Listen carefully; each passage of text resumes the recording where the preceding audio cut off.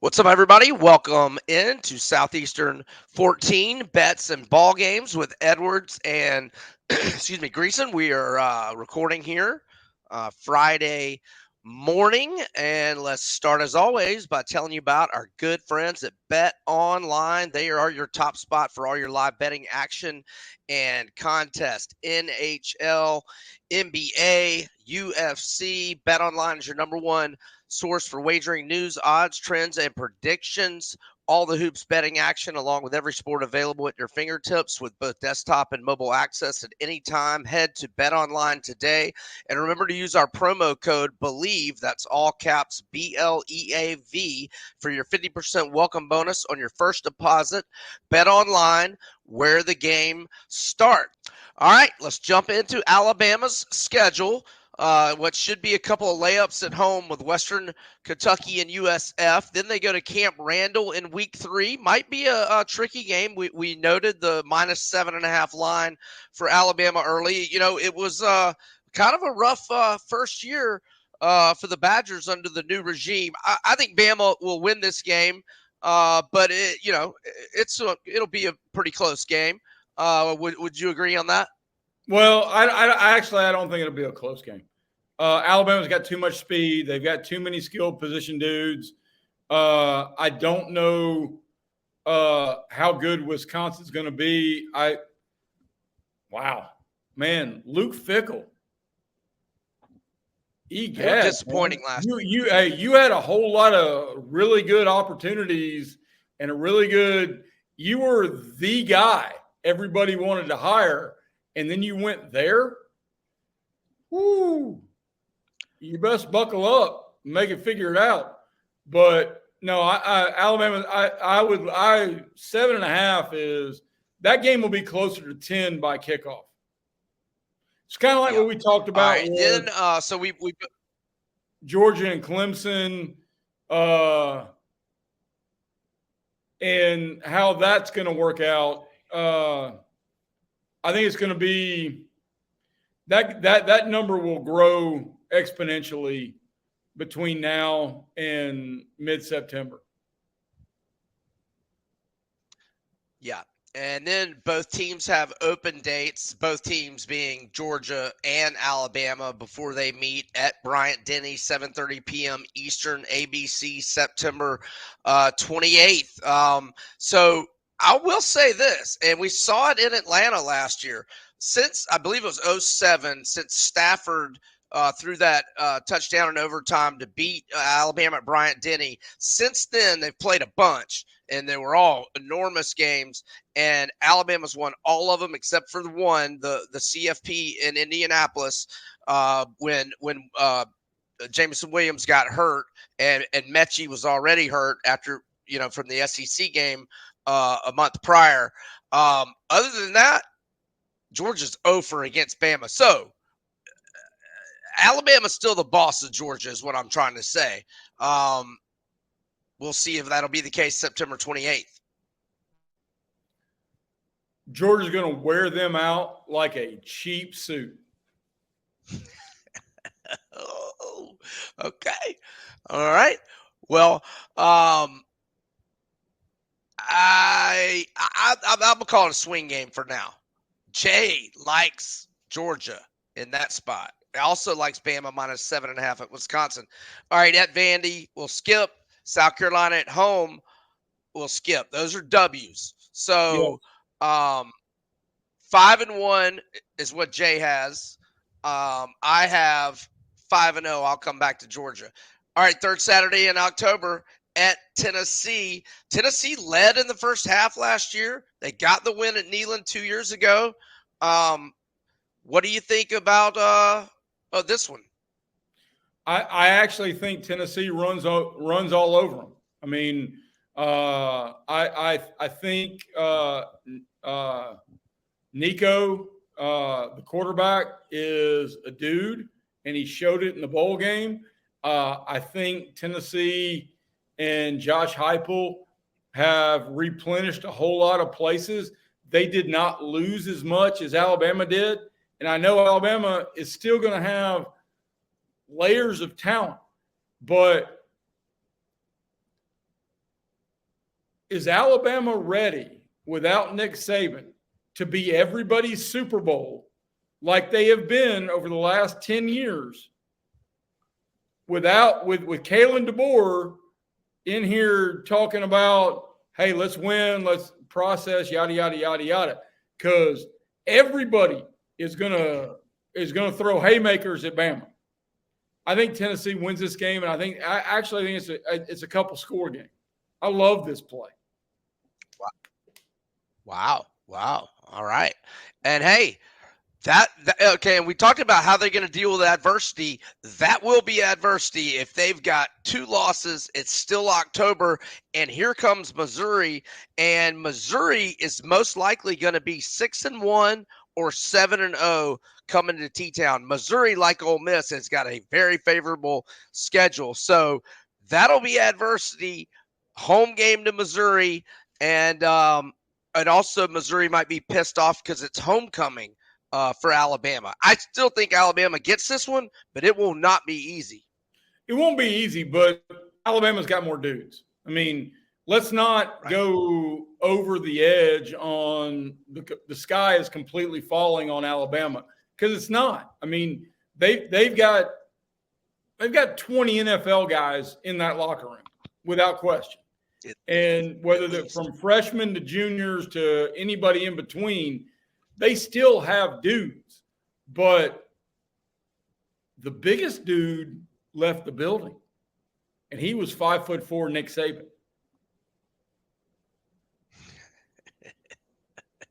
Is he really 5'4"? If he's wearing heels.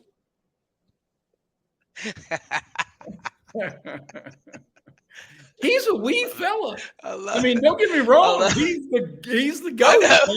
He's the best to ever do it. But he's a little person. I know when you see the list of coaches on a roster, the players have their height and weight. There's not a height for Saban. So I was just wondering if you're spitballing. The team picture looks like this. Here, Saban. I mean, hey, no, don't get me wrong. He's the best to ever do it. Best to ever do it. Yeah.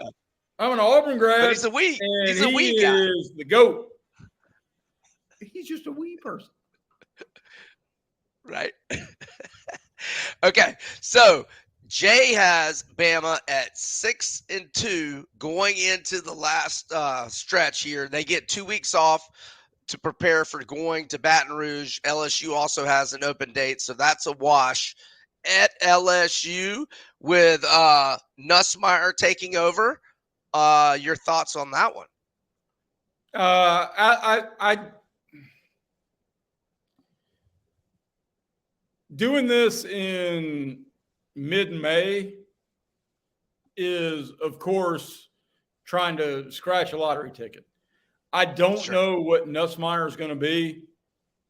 Makes me feel like I'm watching Animal House. Niedermeyer!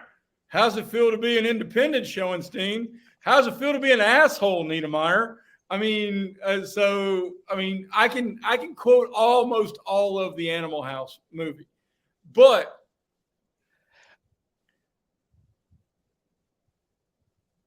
I trust Alabama's talent more than I trust LSU's changeover. I mean, LSU lost some dudes now. You're talking about 3 first-round skill position guys in the league. And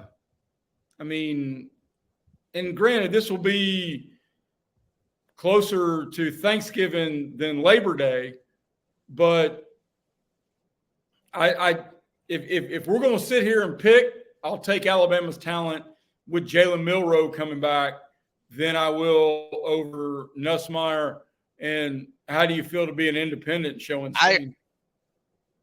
Yeah, I agree. I like Alabama in this game, and I'm concerned about LSU. They're only 42 in the 24/7 Sports composite. They're only 42 in the transfer-specific class. They were in the top 3 or 4 in terms of transfer-specific additions the the previous 2 years.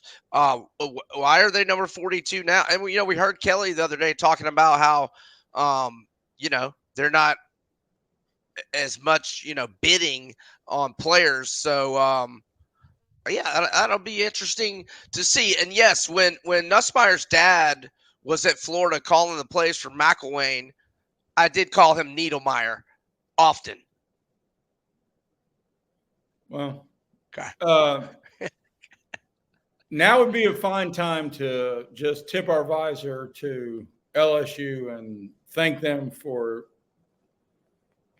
all the overs last year. All the things they've given us. Yeah, and I was taking Jaden Daniels' rushing prop every week and Neighbors' receiving prop. They did give us a lot of gifts last year. It was fantastic. They really did. They really did. And we're not even talking about Olivia Dunn. I mean, they gave us a ton of gifts last year in terms of cashing checks and, I mean, snapping necks. The team over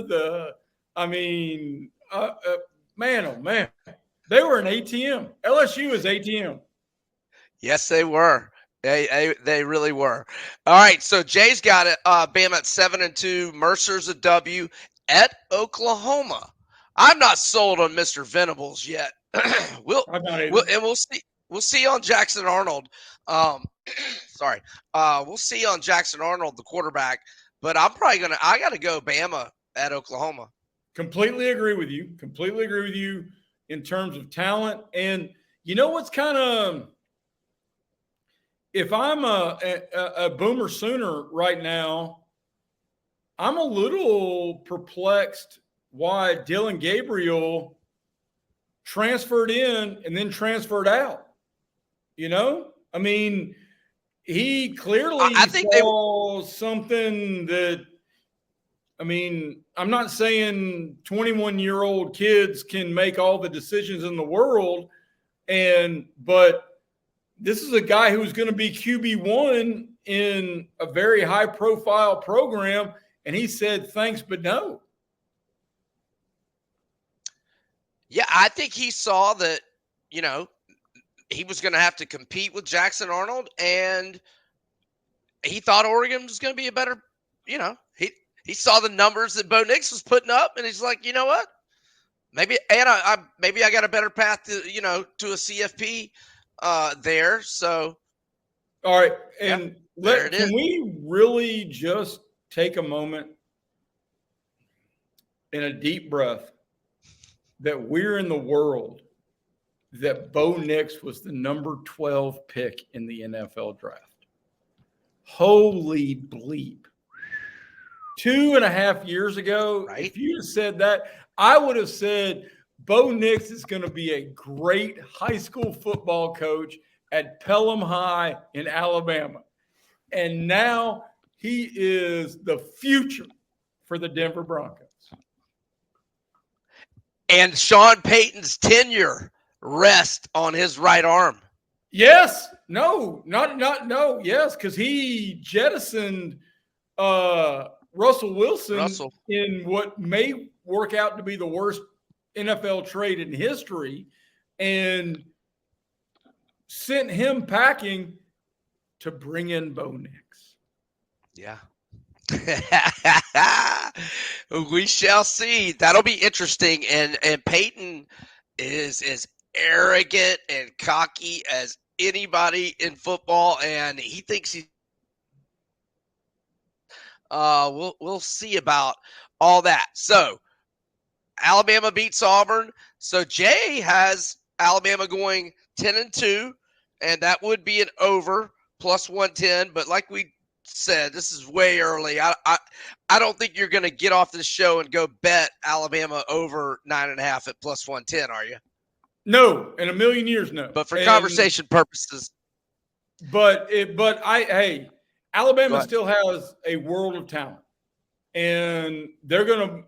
I tell you what, if we're going to talk about it in terms of gambling, I would fade Bama on every money line because they're going to be overvalued in my mind in almost every game. and every team is going to want to take their best swing.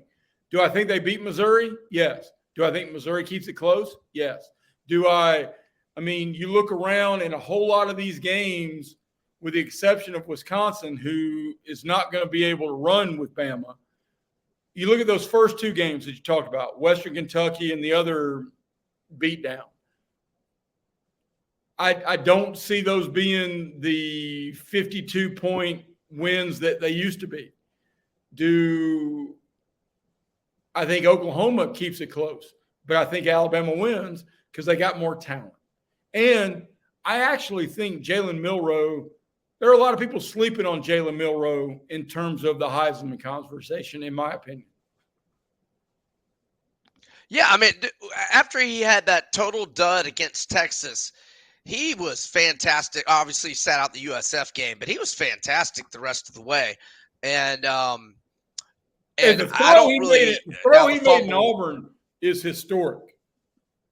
I mean, yes, because everybody can talk about what Auburn did or did not do defensively and how they crap their pants, and all that is fair. Dude stood in the pocket and delivered a dime. I mean, yes, on the money, on the mark, on time, all of it. It was a laser beam. And if you're not going to admit to that kind of skill set, I mean, if you've got that guy being QB1, you're ahead of the rest of the world. Yeah, no, and I don't blame the Michigan game on him. I know he had that costly fumble, and I think it was early fourth quarter. But man, he was dealing with a lot of pressure and bad snaps like every single play. And when you're dealing with a bad snap and you're worried about the pressure, that doesn't give you a whole lot of time to survey the field. So I give him a mulligan on that game. So I also have Alabama going 10-2. I'm going to say that they lose at LSU rather than at Tennessee, but also the Georgia game. And I think that Missouri game is a danger spot. I'm very high on Missouri, Luther Burden and company.